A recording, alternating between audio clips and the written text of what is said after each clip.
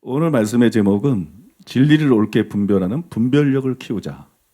진리를 옳게 분별하는 분별력을 키우자. 이렇게 좀 간단하게 정해봤어요.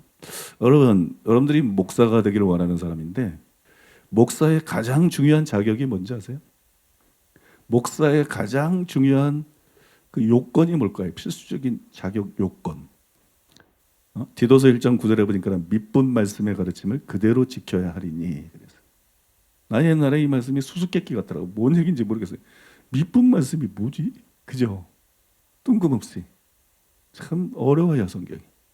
근데 이 믿본 말씀은 믿을 수 있는 말씀, 믿음직한 말씀. 그 믿음직한 말씀이 뭐예요? 그게 하나님께서 사도들을 통해서 주신 말씀, 즉 성경 말씀. 사도들의 교훈, 그게 믿본 말씀이에요.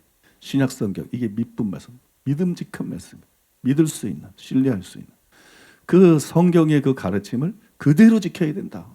나 옛날에 얼마나 고통스러운지 그대로 지켜야 된다고. 내가 저걸 어떻게 다 그대로 지키지 그랬는데 여기 그대로 지켜야 되는데 원어를 보면 고수해야 된다, 붙잡아야 된다, 간수해야 된다지 지켜 행하는 걸 말하는 게 아니에요. 그럼 번역을 이렇게 하면 안 된다는 거예요. 수수께끼도 아니고, 그죠? 그러니까 목사의 자격이 뭐냐? 믿은 말씀의 가르침을 신약 성경에 계시되어 있는 사도들의 가르침을 그대로 고수해야 된다. 그대로 간수해야 된다. 이게 목사의 자격이라고. 왜냐하면 디도서 1장 5절에 보면 내가 너를 그레데에 남겨둔 이유는 남은 일을 정리하고 내가 명한 대로 각성에 장로들을 세우게 하려 함이니, 그러면서 장로들의 자격을 다루면서 얘기가 나오고, 여기 장로가 오늘날의 장로가 아니고 성경에 나오는 장로들은 목회자를 말한다고 여러분들 잘 아시죠? 그러니까 이게 목사의 자격이라고. 목사의 자격이 뭐냐? 믿은 말씀의 가르침을 그대로 지켜야 된다. 이게 목사의 자격이라고. 근데 믿은 말씀의 가르침을 그대로 지키게 하려면 뭐가 있어야 돼요? 분별력이 있어야 돼요. 분별력. 이거하고 다른 가르침, 이거하고 다른 해석, 이거하고 다른 주장들이 자꾸 나온다고. 유대교의 문제가 뭐예요? 유대교의 문제가 그 장로들의 유전이거든요. 장로들의 유전이 결정적으로 문제가 된 거거든요. 그게 단순히 바리새인의 외식 이게 문제가 아닙니다. 유대교는 근본적으로 장로들의 유전. 예수님 그걸 사람의 계명이다 그랬지. 사람의 계명. 사람의 계명은 뭐예요? 이단 서설을 가르치는 거 아니에요. 그 바리새인이나 서기관들이 이단이 아니었습니다. 유대교에. 정통 세력이었지. 정통 세력인데 성경을 잘못 해석했다. 율법을 잘못 해석했다. 율법을 잘못 이해했다. 그죠? 그래서 서기관과 바리새인보다 의보다 낫자면 천국에 못 들어간다. 자기네들이 믿는 대로 살아도 지옥 가게 생긴 게 그게 서기관과 바리새인이었다고요. 그게 사람의 계명의 무서움이라고. 사람의 계명의 무서움. 근데 유대교에만 사람의 계명들이 많은 게 아니라 기독교도 이제 생긴 지 2000년이 넘어가면서 그동안 이제 이 성경을 가지고 사도들이 좀 믿은 말씀을 계속 해석하는 거예요. 각 교단과 학자들과 목사들이 해석을 하는데 그 과정에서 잘못 해석한 게 너무 많은 거예요. 잘못 해석한 게 많고 그런 게 쌓여있죠. 그죠? 그래서 여러분, 말씀을 옳게 분별하는 게 절대적으로 필요하게 된 거예요.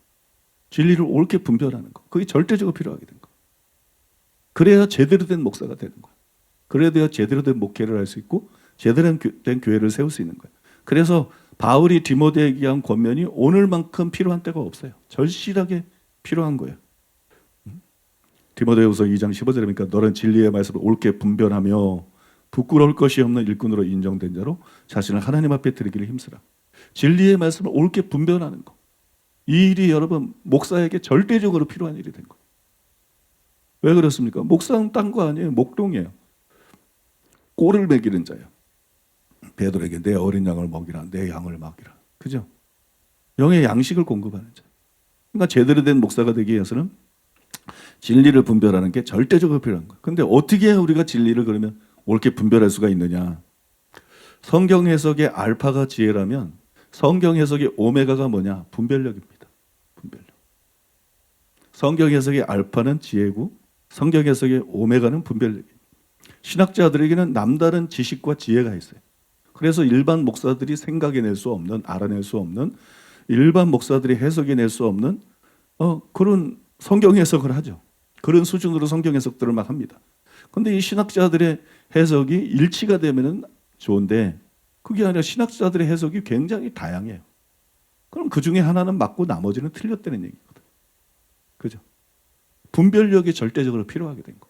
배우는 것만 갖고 안 되는 거야. 열심히 교수들이나 신학교에서 막 가르치고 배우고 이거 가지고는 안 되는 거야.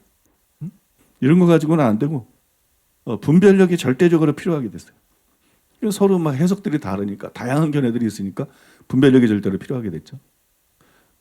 왜 신학자들이 그렇게 실력이 있고 지혜와 지식이 있는데 해석이 하나로 모아지질 않느냐? 그게 분별력의 부재지.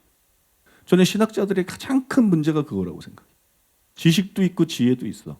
근데 분별력이 너무 없어. 분별력이 너무 없거나 분별력이 부족하거나 있어도 부족하고.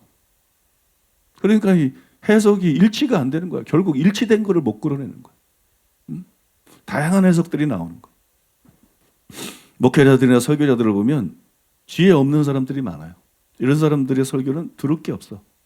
그냥 설교를 들어봤자 뻔해요. 뻔할 뻔짜고 깊이가 없어요.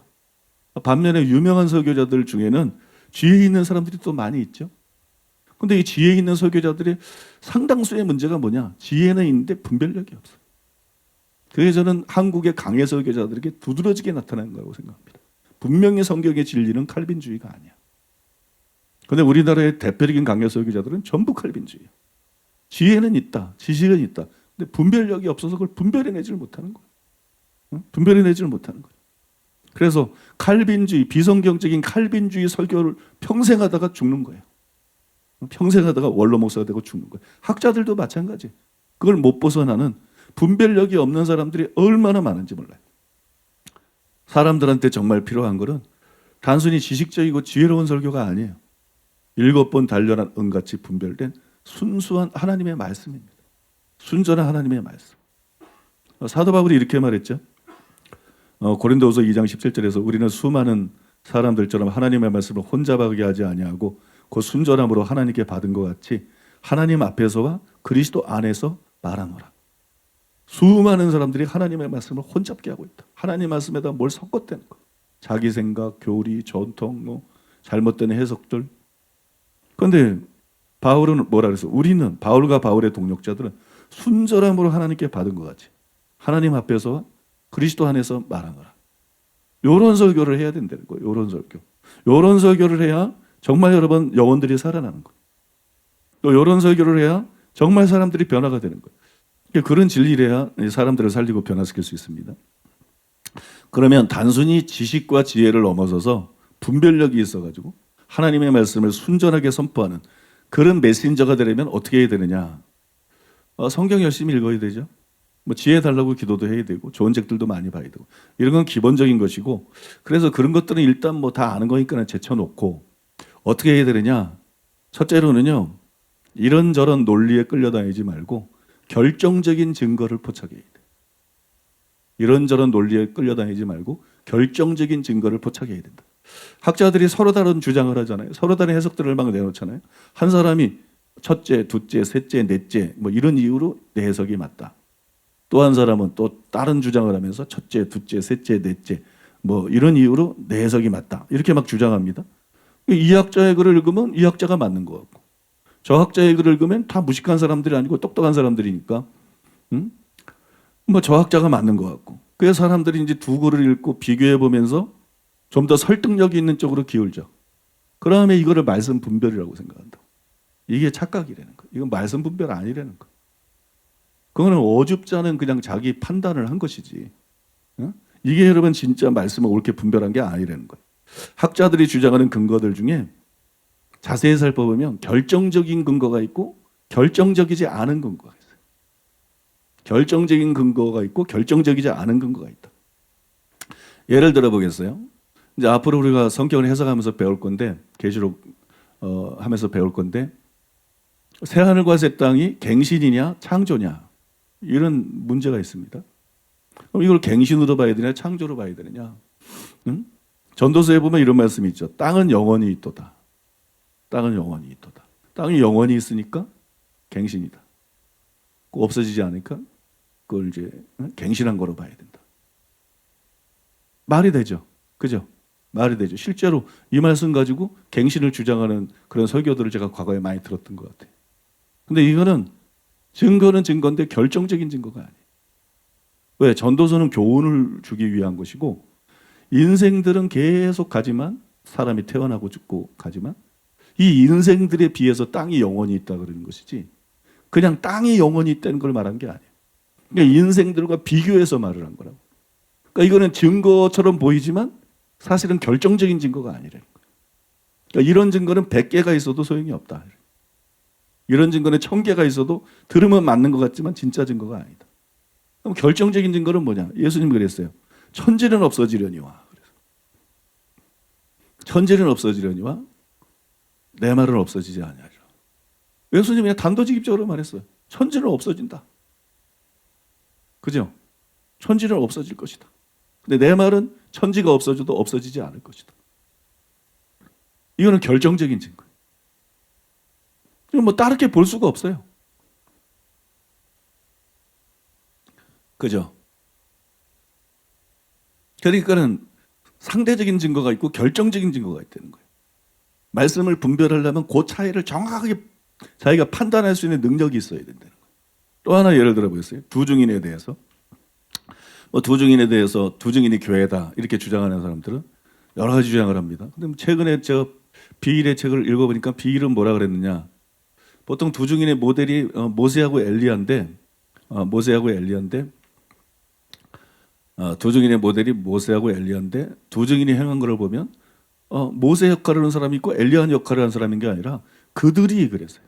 모세가 행하는 기적을 행하는데 그들이 행해. 둘 중에 한 사람이 행하는 게 아니라.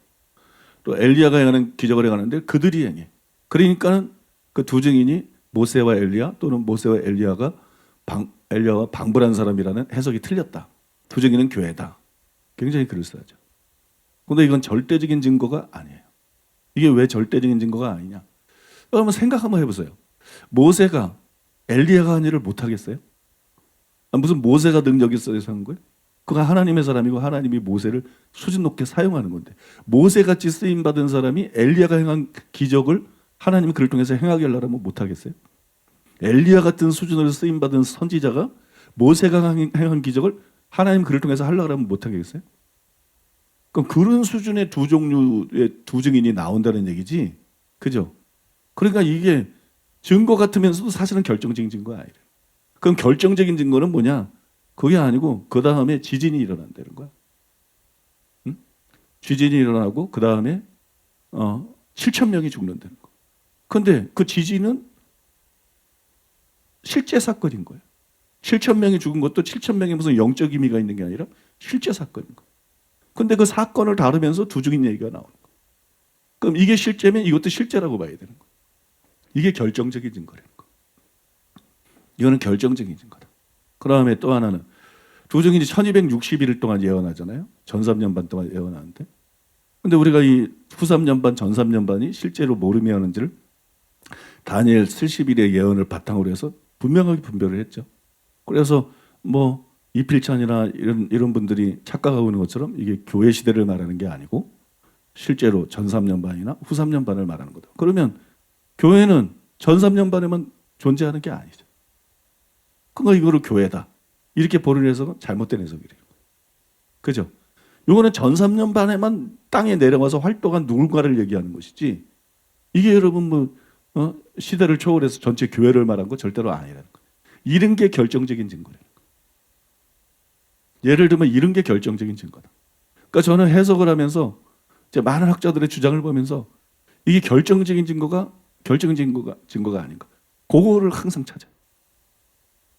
그건 내가 또 많은 이렇게 해석을 하면서 첫째, 둘째를 생각하면서 이게 결정적인 건가 결정적인 게 아닌 건가. 설명을 할 때는 결정적인 증거하고 결정적이지 않은 증거를 같이 설명합니다. 그러나 결정을 내릴 때는 이 해석이 맞는 거냐 이 해석이 맞는 것이냐. 이럴 때는 결정적인 증거에 의존해서 분별을 하는 거예요. 그냥 뭐 이렇고 저렇고 여러 가지 이유를 대니까 그럴싸하니까 혹 넘어가고 너무 많은 신학자들이 그렇게 한다. 너무 많은 목회자들이 그렇게 한다. 그러니까 해석들이 자꾸 틀리는 거예요. 근데 저는 결정적인 증거를 찾는다. 이렇게도 볼 수 있고 저렇게도 볼 수 있는 거 말고 무엇이 결정적인 증거가 있는가. 이 결정적인 증거 위에 선다. 성경을 해석하고 분별할 때. 그 결정적인 증거 위에 서서 이 해석은 틀렸고 이 해석이 맞다. 이게 분별이라는 거예요, 여러분. 분별. 제가 말씀을 분별할 수 있는 굉장히 경험적이고 실제적인 얘기를 여러분들에게 해드리고 있는 거예요. 그냥 논리를 따라가지 마라. 합리적인 걸 따라가지 마라. 그럴싸하다고 진리가 아니다. 그럴싸하다고 진리가 아니다. 그 증거가 상대적인 증거인지 결정적인 증거인지, 상대적인 증거인지 결정적인 증거인지, 그거를 여러분, 그거를 분별할 수 있어야 된다는 거예요. 그런 분별력이 있어야 말씀을 제대로 분별할 수 있지. 누구는 뭐 말씀 분별한다고 안 해? 근데 이게 결정적인 증거인지 상대적인 증거인지 요거를 알아볼 수 있는 능력이 없으면 이미 이 사람은 분별할 능력이 없는 사람이에요. 그러니까 이게 결정적인 증거인지 상대적인 증거인지 그거를 분별할 수 있는 능력을 키워야 된다는 거예요. 능력을. 그래야 진리를 옳게 분별할 수 있는 거예요. 그 다음에 두 번째로 어떻게 해야 진리를 옳게 분별할 수 있냐. 진리를 옳게 분별하려고 그러면 진리의 영에 의한 내적 증거를 따라야 돼요. 진리의 영에 의한 내적 증거를 따르라. 이 식물의 뿌리가요, 누가 가르쳐 주는 게 아니에요. 식물이 생각도 없어. 그죠? 식물은 살아있을 뿐이지 아무 생각도 없어. 근데 이 식물의 뿌리는 반드시 뭐를 쫓아가느냐? 물을 쫓아가. 물. 수분이 있는 곳으로 방향을 틀고 수분이 있는 걸 뻗어가. 꽃도 이파리도 또 뭘 쫓아가느냐? 반드시 햇볕을 쫓아가. 그죠? 햇볕이 있는 쪽으로 이게 움직여. 햇볕을 이파리나 풀 같은 거는 햇볕을 쫓아가고 뿌리는 반드시 물을 향해. 이게 자동적으로 그래요. 자동적으로. 마치 그런 것처럼 학자나 목사의 마음속에 영 속에 진리에 끌리는 것이 있어야 돼요. 다른 어떤 것에도 끌리지 않고 이건 논리적인 게 아니야. 논리적인 게 아니야. 본능적인 거. 본능적인 거. 영적이고 본능적인 거. 식물의 뿌리가 그런 것처럼 식물의 이파리가 그런 것처럼 본능적으로 어떤 영적인 본능 같은 것이 그 속에 있어야 돼. 영적인 본능 같은 거. 진리에만 끌리는, 진리로만 향하게 되는 이런 영적인 본능 같은 것이 있어야 돼. 여러분 놀랍게도 성도들에게도 이런 것이 있어요. 그래서 비진리에 끌리지 않고 올바른 진리의 성도들이 끌립니다. 올바른 진리에 끌려. 우리 교회 성도님들이 열매에 있어서 보면 인품에 있어서 기도하는 거, 예배 드리는 거, 찬양하는 거, 섬기는 거 모든 면에서 타교회 성도들하고 다릅니다. 굉장히 모범적이고 뛰어나고 놀랄 정도예요. 타교회 목사들이 보고는 뭐 설교만 한 번 해도 설교 듣는 거 보면 다 깜짝 놀래. 세계에서 이런 교회를 본 적이 없다고. 이렇게 설교 듣는 사람. 이거 분명히 달라요. 이게 왜 그런지 아세요? 왜? 다른 교회는 가짜 성도들이 너무 많기 때문이고 우리 교회 성도들은 진짜 성도들이 너무 많기 때문에 여기는 명품 교회라고 나온 사람이 아니야. 장사하려고 나온 사람들이 아니야. 진리에 끌리는 사람들이 나온 거야. 타협 없이 진리를 전했고 많은 음해를 당했고 자기가 손해를 볼 수 있는데도 우리 교회에 나오는 거는 진리에 끌리는 사람들이 나온 거야. 진리에 끌리는 사람들. 참된 신자들 속에는 진리에 끌리는 게 있어. 그 참된 신자가 명목상의 신자나 거짓 선지자, 거짓 신자하고 다른 거는 너무 당연한 거지. 너무 당연한 거죠. 요한일서 4장 1절에 6절에 그러니까 사랑하는 자들아 영을 다 믿지 말고 오직 영들이 하나님께 속하였나 분별하라.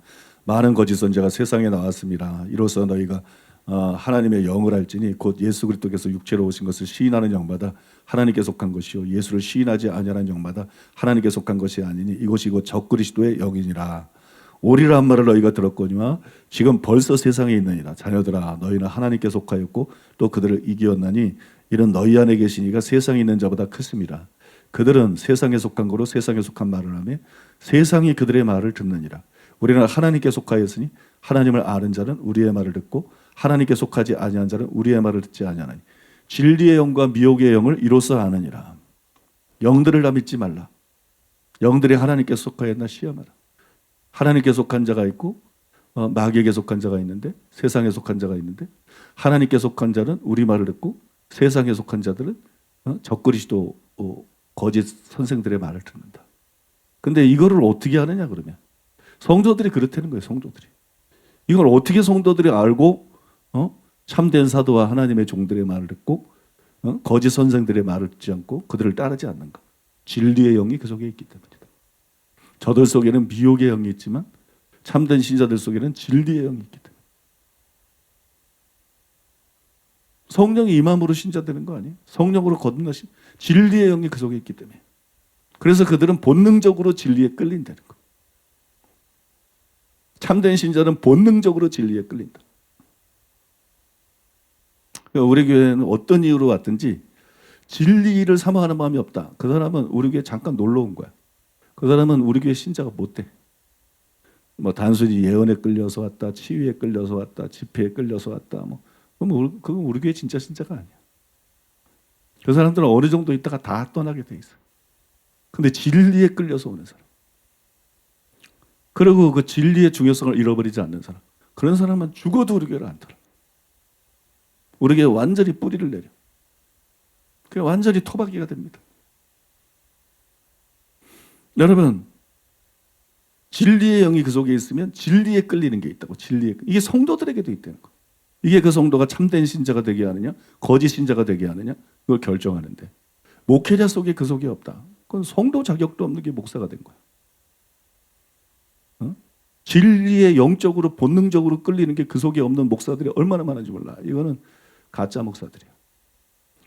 진리를 본능적으로 끌리는 게 없는 영에 그런 교수들이 얼마나 많은지 몰라. 이건 신학대학 교수가 되면 안 되는 자들이야. 암만 똑똑해도. 성도가 되는데도 이게 절대적인 거야. 이거를 요한이 딴 데서는 이렇게 말했어요. 요한에서 2장 27절에 보니까 너희는 주께 받은 바 기름 부음이 너희 안에 거하나니 아무도 너희를 가르칠 필요가 없고 오직 그의 기름 부음이 모든 것을 너희에게 가르치며 또 참되고 거짓이 없으니 너희를 가르치신 그대로 주 안에 거하라. 주께 받은 바 기름 부음이 너희. 기름 부음이라는 것은 성령에 대해서 쓰는 말이잖아요. 역시 진리의 영. 진리의 영이 너희 안에 있다. 그게 기름 부음이야. 주께 받은 기름 부음. 그죠? 구약 시대 때에는 왕이나 선지자나 제사장만 기름 부음을 받았는데 신약 시대 때에는 다 성령의 기름 부음을 받은 거야. 그 기름 부음이 너희 속에 있다. 기름 부음이 너희 속에 있어. 너희 속에. 위에서 부어진 게 아니고 이건 성령 세례를 말하는 게 아니라는 거야. 성령의 은사들을 말하는 게 아니라는 거야. 내주하시는 성령, 우리를 거듭나게 하는 성령. 왜냐하면 그 성령이 우리를 거듭나게 할 때 진리의 말씀을 통해서 거듭나게 하죠. 그 진리의 영이 우리 속에 있어. 그래서 아무도 너희를 가르칠 필요가 없다. 오직 그의 기름 부음이 모든 것을 너에게 가르치고 참되고 거짓이 없으니 너희를 가르치신 그대로 주 안에 거하라. 해김 목사님의 책에 나온 것처럼 초신자라 할지라도 제대로 거듭난 사람은 이단 사설이나 이상한 주장에는 이게 뭔가 거부감이 드는 거야. 불편하고 거부감이 들고 그게 안 끌리는 거야. 근데 올바른 진리에는 막 끌리는 거야. 올바른 진리에는 막 끌려. 이게 바로 여러분 우리 속에 있다는 진리의 영이고 이게 바로 우리 속에 있는 여러분 기름 부음이에요. 주께 받은 바 기름 부음. 이것이 분별할 수 있게 만들어주는 거예요. 내가 듣는 선교가 내가 듣는 설교가 진리인가 진리가 아닌가. 이거는 여러분 성도를 하여금 분별하게 만들어주고 그래서 올바른 진리에 끌리게 만드는 거예요. 올바른 진리에 끌리게 만드는 거예요. 그러면 왜 그렇게 그릇된 교리나 설교하는 교회들이 부흥하는 교회가 많느냐? 그만큼 가짜가 많다는 얘기예요. 이런 진리를 분별할 수 있는 진리의 영이 그 속에 없는 것들이 기독교인처럼 하고 있는 거야. 행세를 하고 있는 거야. 진리에는 관심도 없고 진리에 대한 어떤 본능적인 끌림이 없는 그게 성령을 통해서 주어지는 건데 사람만 많이 모여 있는 거야. 그러니까 그중에 80%가 지옥 간다는 간증들이 나올 수밖에 없는 거예요, 여러분.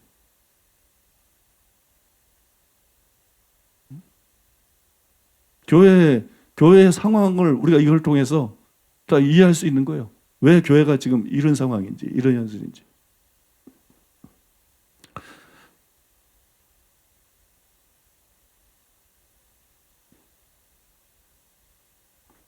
아무튼 성도들 속에 진리의 영이 있어서 그 기름 부음이 있어가지고 참되고 거짓 것을 분별하게 해주잖아요, 그죠?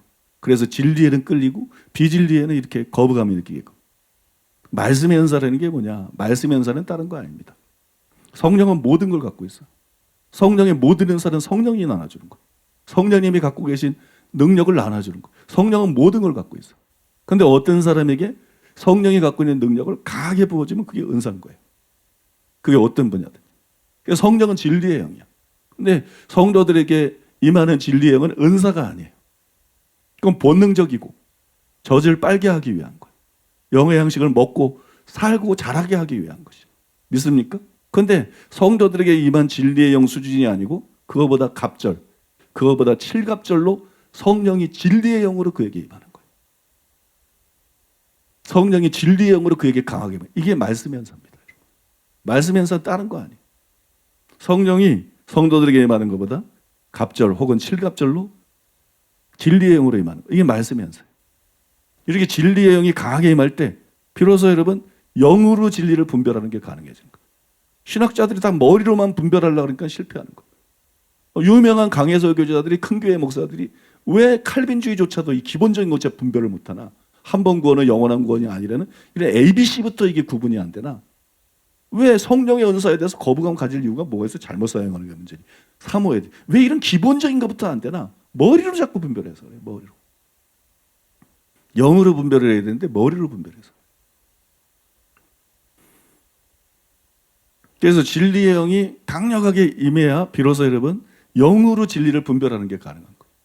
자기가 다 이해하든 이해하지 못하든 영으로 진리를 분별하고 기본적인 방향들을 바르게 잡는 거예요. 뭐 구원론에 대해서든 견인의 교리에 대해서든 은사에 대한 것든 성령에 대한 것든 뭐에 대한 것든 기본적인 방향을 학자들처럼 자세히 알지 못해도 기본적인 방향을 바로 잡는 거예요.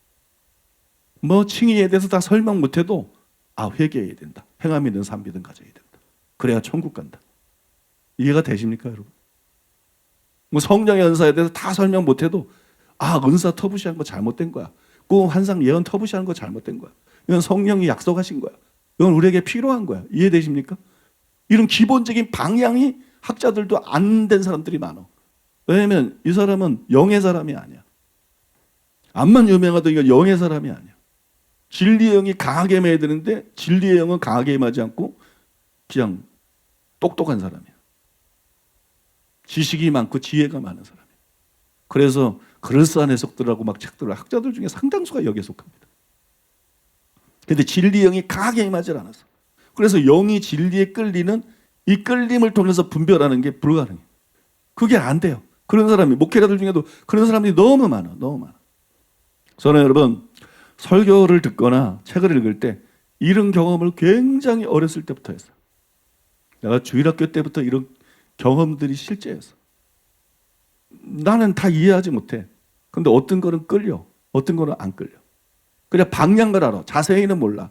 근데 방향을 알아. 이게 맞는 거고 이게 틀린 거고 이게 맞는 거고 이게 틀린 거고. 그게 진리분별의 출발점이에요, 여러분. 이게 없는 사람은 진리분별을 못해요. 신학대학 교수가 돼도 못하고 원로 목사가 돼도 못해. 응? 진리분별이 불가능해. 그러니까 이단과 정통 사이에 그 정도나 분별을 하지 교회 안에 들어와 있는 사람의 계명과 하나님의 계명 사이에 이런 세밀한 분별들, 실제적인 분별들을 할 능력이 없어요. 설교를 읽거나 책을 읽을 때 굉장히 자주 경험했어요. 본능적으로 비진리에는 안 끌려. 그 본능적으로 진리에는 끌려. 그래서 제가 한 번도 이단에 연루된 적이 없는 거예요. 내가 여러분 태어나서 지금까지 장로교 통합 측, 합동 측, 그 다음에 성결교, 거기서 신앙생활하고 목회하고 그랬죠. 내가 한 번도 이단에 연루된 적이 없어. 이단 책을 읽거나 이단의 사설에 솔깃하거나 거기에 동의하거나 그런 게 태어나서 단 한 번도 없어. 왜냐면 전혀 안 끌려. 응? 전혀 안 끌려. 그런데 진리에만 끌리는 거예요. 진리에만. 응? 비진리에는 끌리지 않고 진리에만 끌리는 그런 본능적인 영적인 본능적인 것 같은 게 있는 거예요. 그리고 이것이 진리를 옳게 분별하는 알파와 오메가가 되는 거예요. 응? 그러나 유명한 학자나 또 유명한 목사임에도 불구하고 이런 것이 없는 사람들이 너무 많더라는 거예요. 이들은 진리를 옳게 분별하지 못합니다. 우물한 개구리처럼 자기가 받은 교리가 전부인 줄 알아. 자기가 배운 교리가 전부인 줄 알고 그거 그냥 자기 지혜를 통해서 더 잘 설명하고 가르치다가 그냥 죽는 거야. 그러니까 성도들은 얼마나 불행해. 그 성도들의 영혼은 또 얼마나 위험해. 실제로 그런 목사들 때문에 지옥 간 사람들이 얼마나 많아. 지금도 다른 마귀 때문이 아니라 목사 때문에 지옥 가는 사람들이, 목사 잘못 만나서 지옥 가는 사람들이 얼마나 많아. 교수 잘못 만나서, 목사 잘못 만나서, 똑같은 성도들인데, 여러분 열심히 나름대로 하는데 그래 지옥 가는 사람들이 얼마나 많아.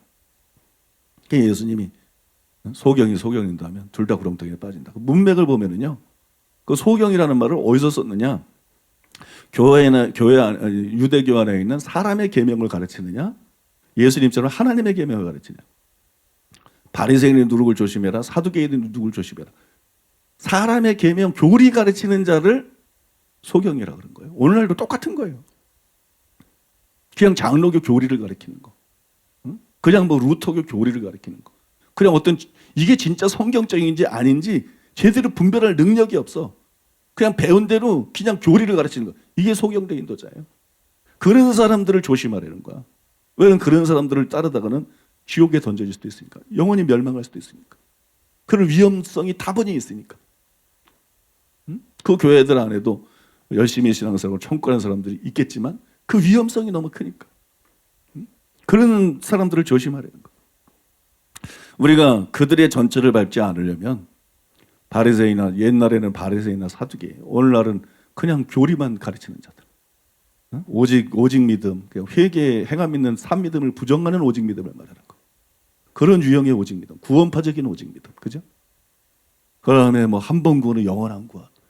그리고 말씀하고 우리가 당연히 성령을 사모하고 성령세를 받고 성령의 은사를 받고, 성령을 힘입어서 육체를 이기고 살아야 되는데, 성령의 열매 맺고 살아야 되는데, 말씀하면서 성령을 터부시하는 이런 소경 목사들, 은사를 터부시하면서 건전한 것처럼 외식하고 있는 소경 목사들, 이런 거 따르면 안 된다. 이런 자들 따르면 안 되고, 이런 교회를 다니면 안 된다. 그런 사람들 여러분 조심해야 된다. 우리가 그들의 전철을 밟지 않으려면 반드시 진리의 영으로 충만케 돼야 돼요. 우리 자신이 진리의 영으로 충만해야 됩니다. 왜냐하면 우리 진리의 영만이 우리를 진리 가운데 인도할 수 있어. 교단이 자기를 진리 가운데 인도한다는 그런 망상을 버리라고. 우리는 장로교 통합이니까, 합동이니까 꿈 좀 깨라고, 고신이니까, 보수니까 꿈 깨라고. 교단이 우리를 진리 가운데 드린다는 게 아니라, 유명한 신학자가 우리를 진리 가운데 있는 거 아니고, 큰 교회 목사가 우리를 진리 가운데 인도하는 거 아니라고. 누가 우리를 진리 가운데 인도하느냐? 진리의 영이신 성령이 우리를 진리 가운데 인도하는 거. 그러니까 진리의 영이신 성령으로 충만하지 않으면 신학대학 교수라도 희망이 없고 목사라도 희망이 없다는 거예요. 요한복음 16장 13절에 보니까 그러나 진리의 성령이 오시면 그가 너희를 모든 진리 가운데로 인도하시리니 그가 스스로 말하지 않고 오직 들은 것을 말하며 장래를 너에게 알리시리라. 진리의 영이 오시면 우리를 진리 가운데로 인도하신다. 진리의 영이 오시면 우리를 진리 가운데로 인도하셔요. 사도들만 그런 게 아니라 우리들도 마찬가지로 우리에게도 해당이 되는, 사도들만큼은 아니지만 우리에게도 해당이 되는 말씀입니다. 진리의 영이 오시면 우리를 진리 가운데로 인도하셔. 사도들만 성령 받는 게 아니라 그들하고 우리가 기름 부으면 다르지만 우리도 성령을 받으니까 진리의 영이 오시면 우리를 진리 가운데로 인도하셔. 근데 진리의 영이 우리를 진리 가운데로 인도하는 것은 우리가 성령의 인도를 받는다 그러잖아요. 이 성령의 인도를 받는 거하고 그 원리가 똑같아요. 그 원리가 똑같습니다. 큰해석인 목사님은 어떻게 하나님의 영으로 인도함 받을 수 있는가, 그 책에서 성령의 인도 받을 때 제일 중요한 게 뭐라 그래요? 꿈, 환상, 예언이 아니고 성령의 인도 받을 때 제일 중요한 거는 내적 증거다, 영의 증거다 그러잖아요. 내적 증거, 영의 증거가 가장 정확하고, 선지자다 할지라도 꿈, 환상, 예언으로 인도할 때도 있지만 80% 이상은, 거의 대부분은 영의 증거나 내적 증거로 인도한다. 요거를 영성운동들이 놓쳤기 때문에 신비주의에 빠지고, 그러고 그냥 너무 많이 틀리는 거야. 너무 많이 틀리는 거야.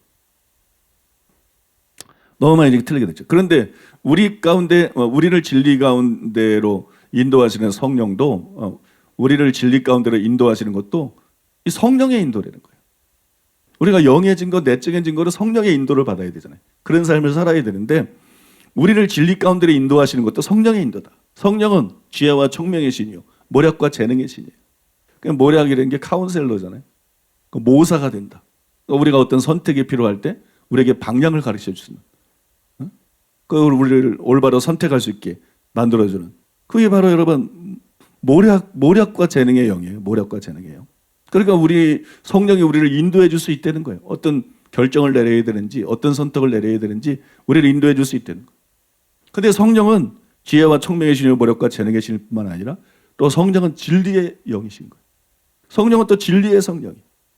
그래서 성경의 저자가 되시는 분이 성령님이고 우리를 진리 가운데로 인도해 주는 분이 또 성령님이세요. 성령이 우리를 삶에서 인도하는 인도나 성경을 연구할 때 진리 가운데로 인도하는 인도나 모두 다 동일한 성령의 역사다.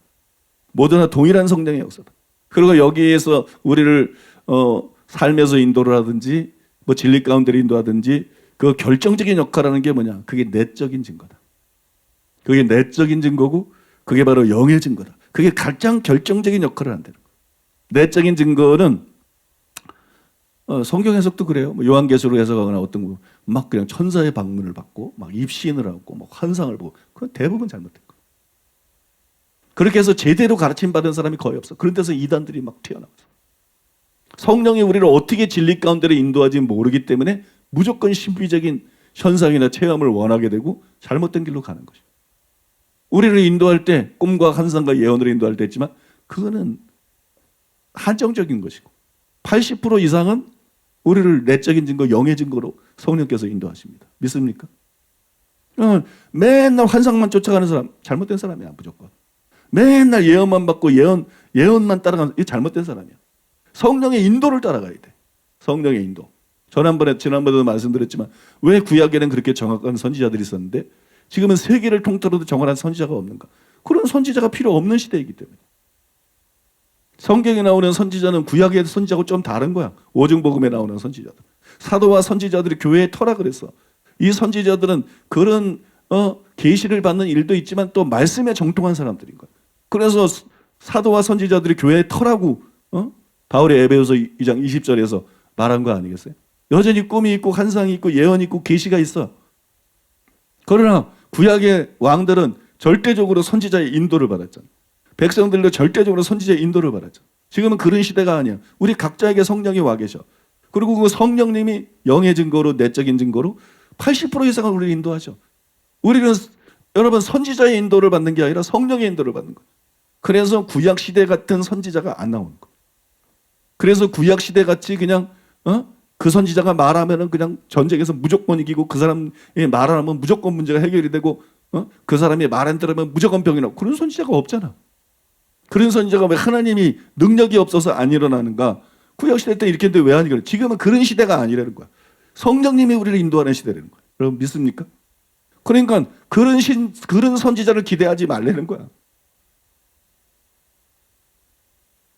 말씀에 정통하고 또 내 영의 증거, 내적인 증거를 하지만 때때로는 정확한 꿈을 꾸고 때때로는 정확한 환상을 보고 때때로는 정확한 체험을 하는 그런 선지자는 있어. 그러나 구약처럼 우리를 이끌어줄 그런 선지자는 없어. 시대가 다른 거예요. 믿습니까?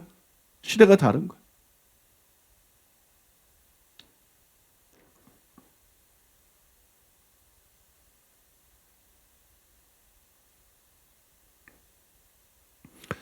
그래서 여러분 성령께서 우리를 인도할 때 내적인 증거로 일반적인 인도와 마찬가지로 우리를 진리 가운데 인도할 때도 영의 증거, 내적인 증거로 인도하기 때문에 맨날 뭐 꿈꾸고 환상 보고 입신하고 나서 이상한 주장하고 뭐 베리칩이 뭐다 막 이건 잘못된 거라는 거예요.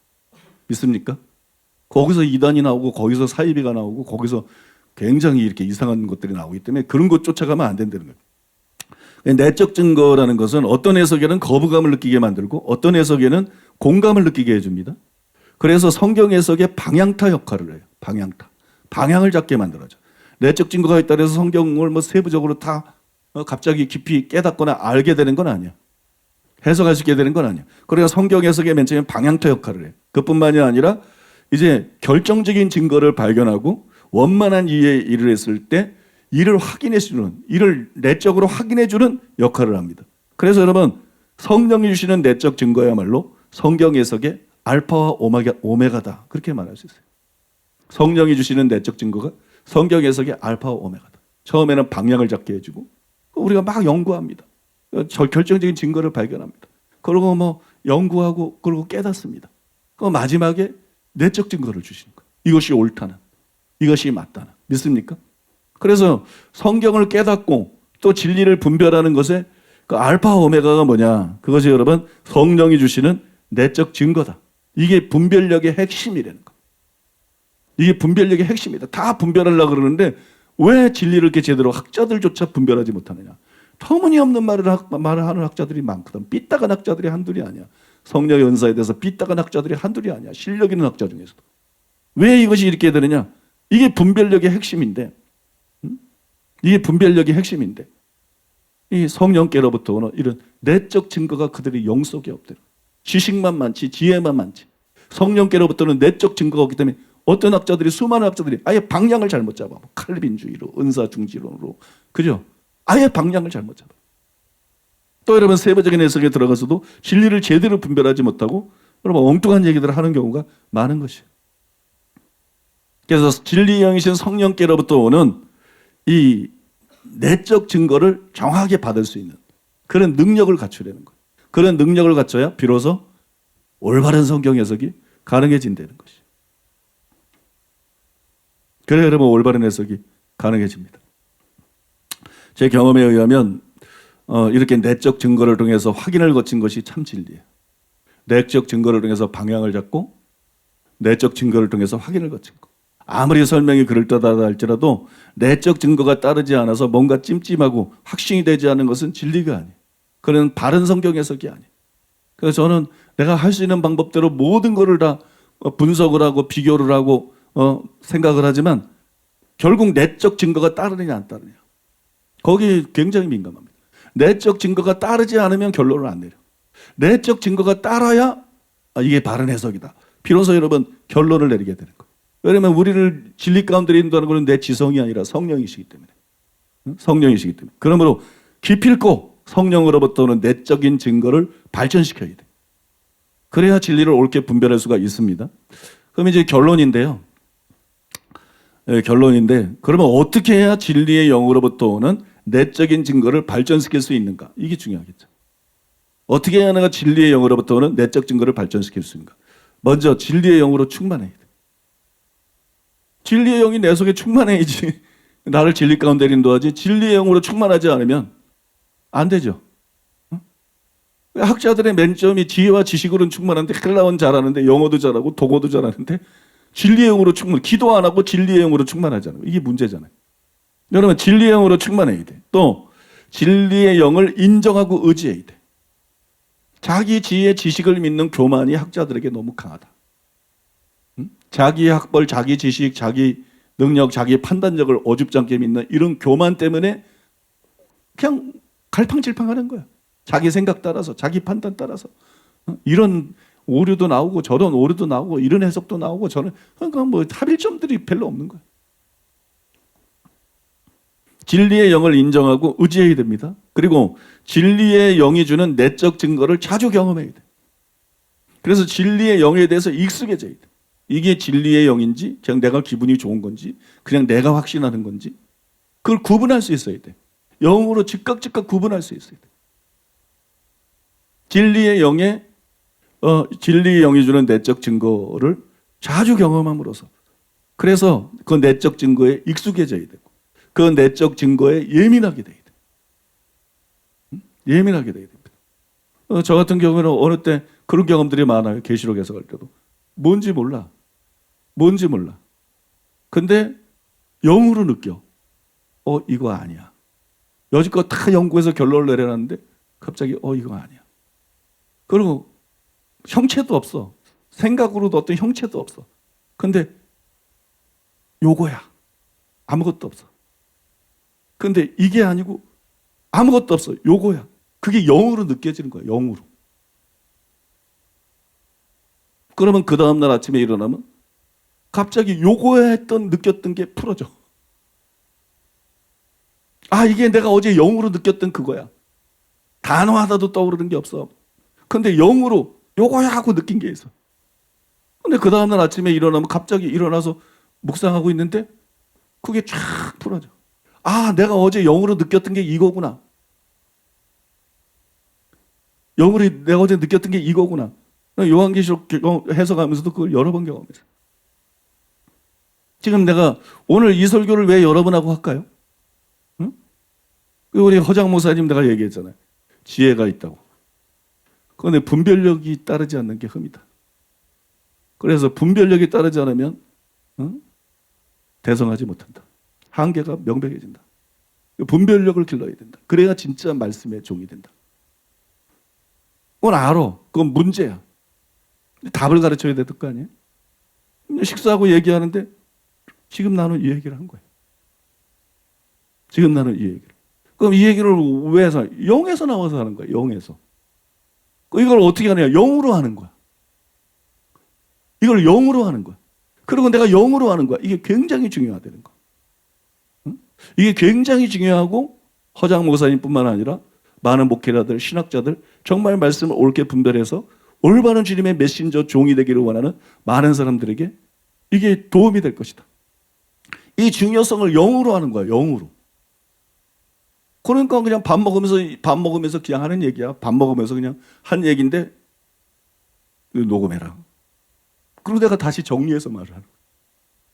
방금 전에 밥 먹으면서 편하게 한 말을 그냥 다시 정리해서 말을 하고 그걸 이제 녹음을 해오고 그걸 내가 나오기 전에 좀 문장을 다듬어서 나온 게 이거예요.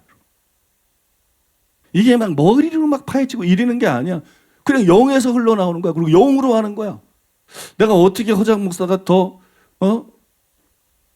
제대로 크게 쓰임받을 수 있는 목사로 준비시킬 수 있지? 내가 어떻게 정말 이 말씀에 분별력이 없는 목사들을 지도할 수 있지? 그들에게 길이 뭔지를 가르쳐 줄 수 있지? 몰라. 그걸 내가 어떻게 가르칠 수 있지? 막 묵상하는 게 아니야. 그걸 막 연구하는 게 아니야. 그걸 막 짜내고 이러는 게 아니야. 그냥 밥 먹는데 갑자기 영으로 아는 거야. 그게 영에서 떠오르는 거야. 그 말을 할 때 이게 다른 때 한 얘기하고 다른 거를 영이 아는 거야. 영이. 이건 다를 때 한 얘기하고 다르고 성령께서 사람들을 지도하기 위해서 젊은 목회자들이나 가능성 있는 목회자들을 지도하기 위해서 이거를 지금 내게 계시해 주시는 것이다. 내 영에 이걸 풀어주시는 것이다. 이건 중요한 것이다. 그러니까 녹음하라 그러는 거야. 그 문장만 좀 다듬은 거예요.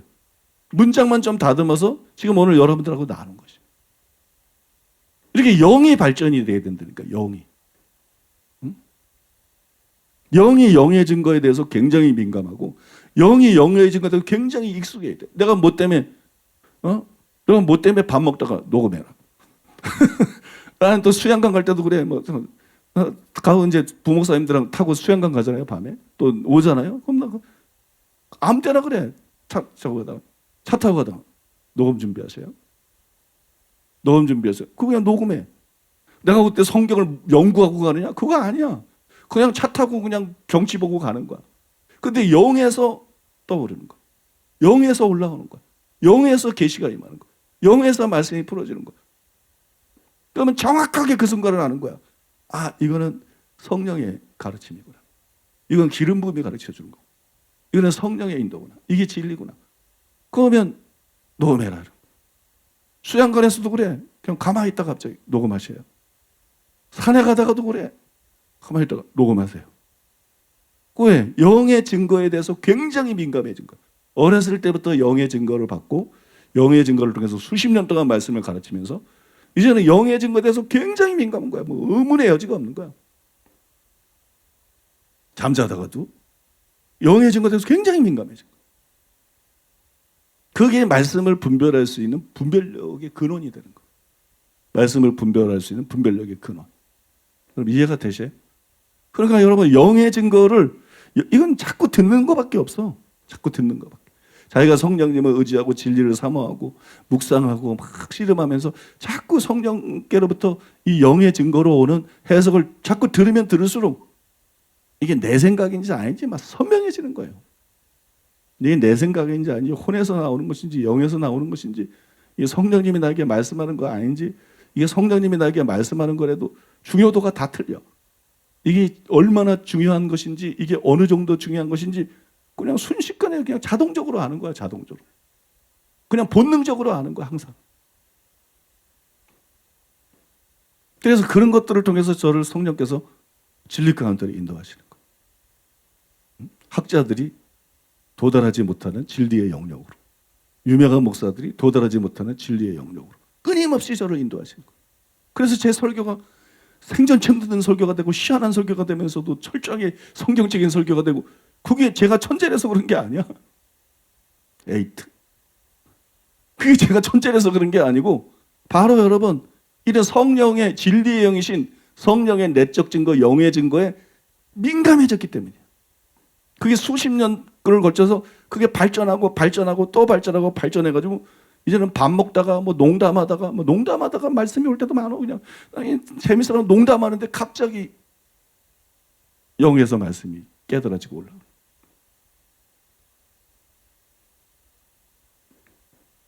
그래서 여러분들이 내적 증거에 익숙하고 내적 증거에 굉장히 예민해져야 돼요. 한편 이 진리의 영은요, 진리를 들을 때 작용하는 거예요. 진리의 영은 우리 속에서 진리를 들을 때 작용합니다. 그러니까 진리의 영과 미혹의 영이 이로써 하나니라. 진리에 속한 자는 진리의 말을 듣고. 왜 진리의 말을 들을 때 진리의 영이 그 속에서 움직이는 거야. 진리의 말을 들 때 진리의 영이 그 속에서 막 작동하는 거야. 그러므로 성경을 많이 읽어야 돼. 성경을 왜 많이 읽어야 되느냐? 성경을 많이 읽어. 진리의 영은 진리를 접할 때 작동하기 때문에 우리가 성경을 많이 읽으면 읽을수록 우리 속에서 이 진리의 영이 활성화되는 거예요. 우리가 성경을 많이, 내가 진리의 영이 활성화된 제1의 방법이 그거였어. 어렸을 때부터 성경을 사랑하고 성경을 무지하게 읽은 거. 성경이 막 구멍이 뚫어지고 날고 헤어지고 껍데기가 가죽 껍데기들이 낡을 정도로 성경을 읽은 거. 성경을 열심히 사모한 마음으로 읽으면 읽을수록 이게 그때 진리의 영이 우리 속에서 작동을 하는 거예요. 우리 속에서 작동을 하고 또 진리의 영으로부터 온 설교를 자주 들어야 돼. 지적인 설교나 맨날 듣고 교리적인 설교나 맨날 듣고 이러면 혼돈밖에 일어나는 게 없어. 아니면 세뇌되거나. 진리의 영으로부터 온 설교가 있어. 진리의 영으로부터 온 설교. 그게 옛날로 따지면 찰스 핀이나 존 웨슬리나 뭐 케네스 해긴이나 뭐 이런 책들이야. 썬다승이나 진리의 영으로부터 온 책들이 있어. 찰스 핀이, 존 웨슬리, 그 다음에 뭐 썬다싱, 뭐 분별할 것들이 있어 그 안에. 근데 전체적인 특징을 말하는 거야. 썬다싱, 케네스 해긴, 좀 인간지하고 많이 섞이긴 했지만 존 비비오, 뭐 그런 거. 그러고 변승우라고 아실까 모르겠어요. 그거 빼놓으면 절대로 안 돼. 절대로 안 돼. 진리의 영 측면에서는 그만치 강한 책들이 별로 없어요. 역사를 통틀어도 별로 없어요. 주의 은혜로 된 일을 얘기하는 거예요. 주의 은혜로 된 거. 내가 피니 책도 다 읽었고 웨슬리 책도 다 읽었고 웨슬리 전집부터 해가지고 수많은 책들을 다 읽기 때문에 알아. 여러분 진리의 영으로부터 온 설교들이 있어. 그거를 자꾸 들으면 들을수록 우리 속에서 진리의 영이 활동을 해. 진리의 영이 활성화돼. 그 다음에 진리의 영으로부터 온 설교들이 있어. 그런 책들이 있단 말이에요. 그런 설교도 자주 듣고 그런 책들을 자주 보라는 거야. 아무 책이나 보지 말고 진리의 영으로부터 온 책들이 있어. 그러면 그걸 보면서 진리의 영이 활동을 해. 진리의 영이 이게 옳다는 걸 증거를 해. 이게 진리야. 이게 맞는 거야. 이게 분별된 참된 진리야. 이게 성경적인 것이야. 그러면서 진리의 영이 활성화되면서 자기 자신도 그렇게 분별하고 깨달을 수 있는 능력이 점점 증가됩니다. 이 구체적인 방법들이. 진리의 영으로 충만해야 된다. 진리의 영을 인정하고 의지해야 된다. 진리의 영이 주는 내적 증거를 자주 경험해야 된다. 그거는 성경 연구를 자꾸 하라는 얘기지. 성경 진리와 자꾸 씨름하라는 얘기지. 믿습니까? 우리가 생각하는 것을 생각하게 되는 거 아니에요? 그때 진리의 영이 진리에 대해서 관심이 많으니까 진리의 영이 작동하는 거지. 우리를 진리 가운데로 인도해 주게 돼. 인도하려고 역사하게 되는 거예요. 그래서 익숙하고 예민하게 돼야 된다. 그 다음에 진리의 영은 진리를 들을 때 작동한다. 활성화된다. 그러니까 진리 자체인 성경을, 진리의 텍스트가 되는 성경을 열심히 읽어야 된다. 그럴 때 이 진리의 영이 활성화된다. 믿습니까? 또 그냥 교리적인 설교가 있고 진리의 영으로부터 온 설교가 있다. 성령님이 사도 바울이 그랬잖아요. 내가 성령으로 성령이 가르치신 것으로 하니 내가 사람의 가르친 말로 하지 않고 성령의 가르치신 것으로 하니 이렇게 말했죠. 그러니까 성령께로부터 온 설교들이 있다. 단순히 지식이 아니고 단순히 학문이 아니고 이 사람이 진리의 영이신 성령으로 충만해서 또 진리의 영이신 성령님이 우리를 내적 증거와 영의 증거를 통해서 진리 가운데로 인도하시는데 그런데 굉장히 이렇게 활성화가 돼가지고 진리의 영을 통해서 제대로 말씀을 분별하고 그렇게 설교하는 사람들이 있다. 많지 않아요. 상당히 드뭅니다. 보배 중에 보배. 그런 사람들이 있다. 또 그런 책들이 있다고. 많지 않아요. 그런 책들이 진짜 보배 중에 보배야. 그냥 뭐 유명하다고 좋은 책이 아니야. 뭐 철로 역정 이렇게 좋은 책 아니야 별로. 뭐 유명하다고 좋은 게 아니야. 진리의 영으로 제대로 성경을 분별하고 깨닫게 돼. 그런 사람들의 설교를 자주 들어라. 그런 사람들의 책을 자주 읽어라. 그러면 여러분 속에서 진리의 영이 활성화돼가지고 여러분들도 진리를 제대로 분별할 수 있는 그런 하나님의 종들이 되는 거. 지금 제가 하는 말은 들을 게 있는 사람만 들을 수 있는 말이에요. 들을 게 있는 사람만 들을 수 있는 말.